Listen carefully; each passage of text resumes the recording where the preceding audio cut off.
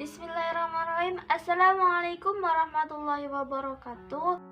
Izin memperkenalkan diri, nama saya Afriliatus Salihah, NPM 1911030006, Fakultas Tarbiyah dan Keguruan, Prodi Manajemen Pendidikan Islam, kelas G, semester 3. Dosen pengampu Ibu Nuraini MPDI, mata kuliah Psikologi Pendidikan.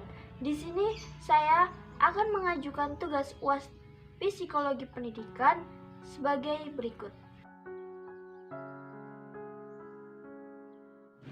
Teori yang pertama adalah teori behaviorisme, yaitu teori yang menekankan pada perubahan perilaku yang tampak pada diri seseorang yang diakibatkan karena adanya interaksi dari stimulus dan respon. Contohnya, seorang guru memberikan poin kepada muridnya karena muridnya melakukan kesalahan dengan melanggar peraturan-peraturan sekolah. Dari situ, muridnya memberikan respon yang baik dengan tidak lagi melanggar peraturan-peraturan sekolah. Teori yang kedua yaitu teori operant conditioning, yaitu suatu metode pembelajaran yang menggunakan reward hadiah atau punishment hukuman sebagai konsekuensi perilaku.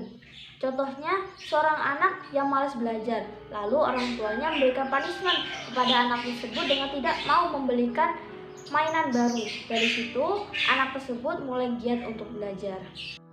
Teori yang ketiga adalah teori Gestalt, yaitu salah satu teori yang menjelaskan tentang pemahaman atau insting yang terjadi ketika individu mulai menemukan pemecahan suatu masalah. Contohnya, seorang murid sulit untuk memahami materi yang telah diberikan oleh gurunya, sehingga dia menemukan ide untuk memecahkan masalah itu dengan belajar tambahan, privat, atau belajar dengan teman-temannya, atau menggunakan metode pembelajaran yang lebih mudah untuk memahami materi-materi tersebut.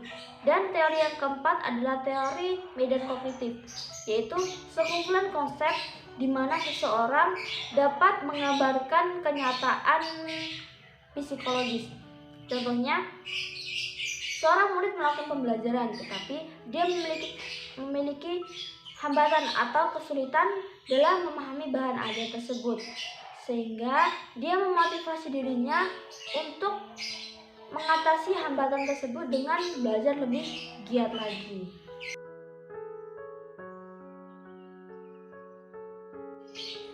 Prinsip yang pertama adalah teori ini beranggapan bahwa yang dinamakan belajar adalah perubahan perilaku yang tampak pada diri seseorang. Prinsip yang kedua, teori ini beranggapan hal terpenting dalam belajar adalah adanya interaksi dari stimulus dan respon. Prinsip yang ketiga, reinforcement, yaitu apa saja yang dapat menguatkan timbulnya respon, maka itu merupakan faktor penting dalam belajar.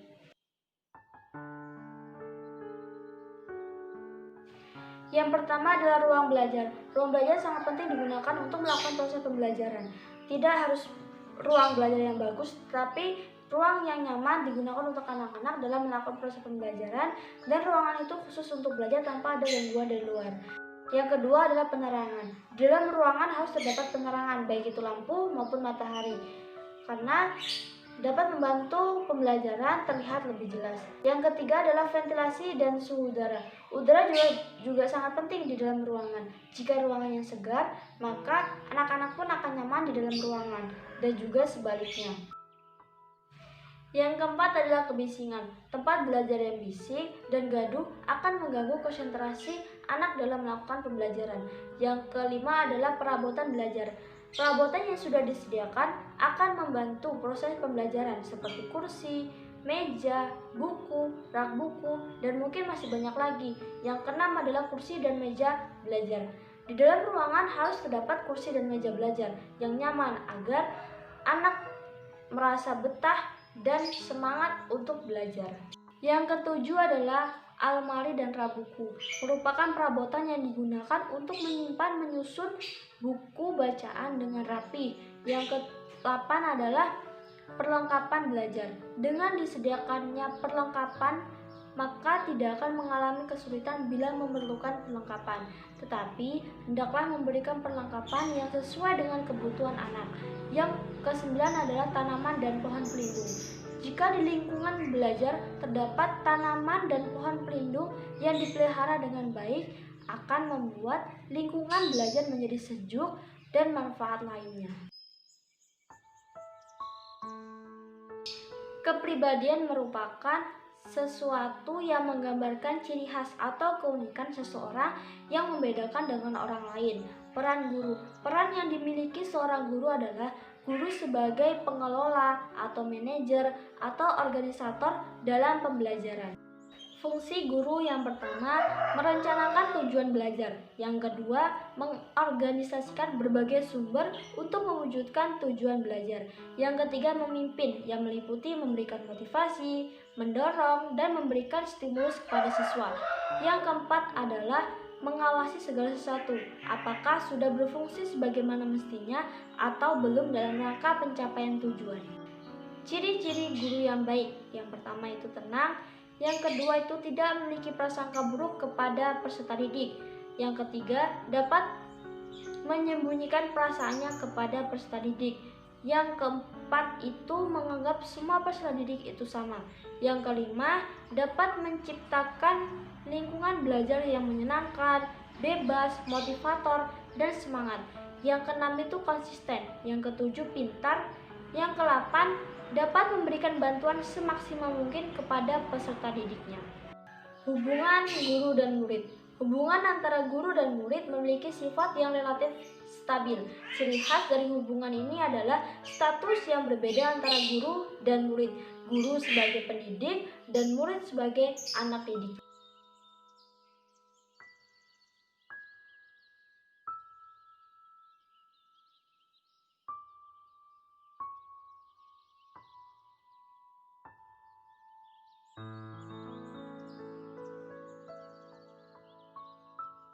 Pengaruhnya adalah kita sebagai pendidik dapat mengetahui tingkah laku dari masing-masing anak didik kita, kepribadiannya. Terus kita dapat mengerti dengan keadaan tingkah laku peserta didik dalam dunia pendidikan.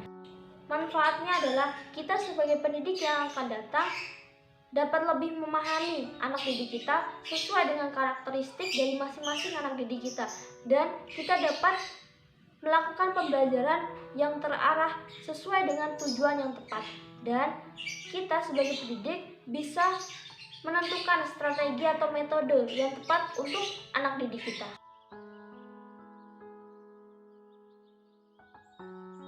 Baik, saya akhiri. Allahumma fiq ila aqwamit thoriq, ihdinas siratal mustaqim. Wassalamualaikum warahmatullahi wabarakatuh.